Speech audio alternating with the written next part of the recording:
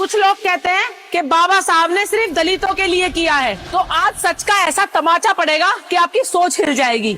एक दौर ऐसा भी था जिस दौर में औरत को इंसान ही नहीं समझा जाता था। उस दौर में विधवा औरत को जीने का कोई हक नहीं था, बस उसे रोने की सजा दी जाती थी। उसी दौर में तब बाबा साहब खड़े हुए और उन्होंने बोला विधवा भी एक इंसान है और उसे भी पूरा हक है दूसरी शादी करने का। जिस समय में बेटी को पराया धन कह के बुलाया जाता था, जिसे पिता की संपत्ति में कोई हिस्सा नहीं मिलता था, और उसी समय बाबा साहब ने कानून में लिख दिया कि बेटी भी बराबर की हकदार है।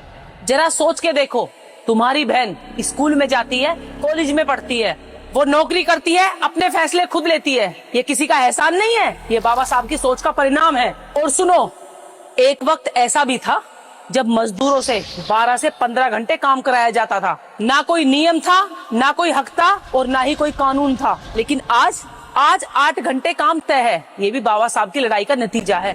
मजदूरों के अधिकार, महिलाओं की बराबरी, संविधान में समानता और हर इंसान को वोट देने का अधिकार, कानून के लिए सब बराबर।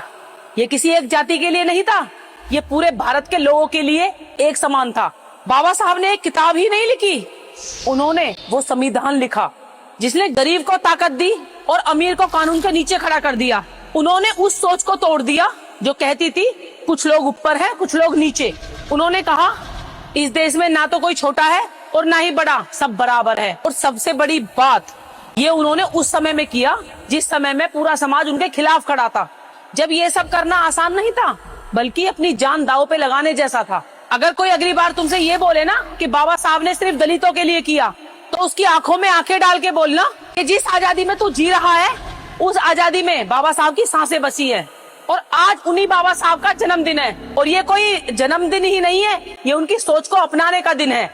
जिस इंसान ने इस देश को बराबरी दी, उसी महान इंसान को एक जाति में बांटना सबसे बड़ा अन्याय है। और सभी देशवासियों को अंबेडकर जयंती की हार्दिक शुभकामनाएं। और आज मेरे सभी भाई कमेंट में जय भीम जरूर लिख के जाना। जय भीम, जय भारत, जय संविधान। पूरे देश के अंदर जहां कहीं भी बहुजन समाज पर एट्रोसिटीज होती है, उस एट्रोसिटीज पर अगर वो व्यक्ति, वो परिवार मेरे पास तक पहुंच जाता है, जिन केसेज में मेरे फोन के जाने के बाद एक्शन हुआ, उस पर रेप केस तक है, कुल्हाड़ी से काटे हुए हमारे समाज के, बहुजन समाज के लोगों को काटा गया, उन पर कार्रवाई कराने का काम किया।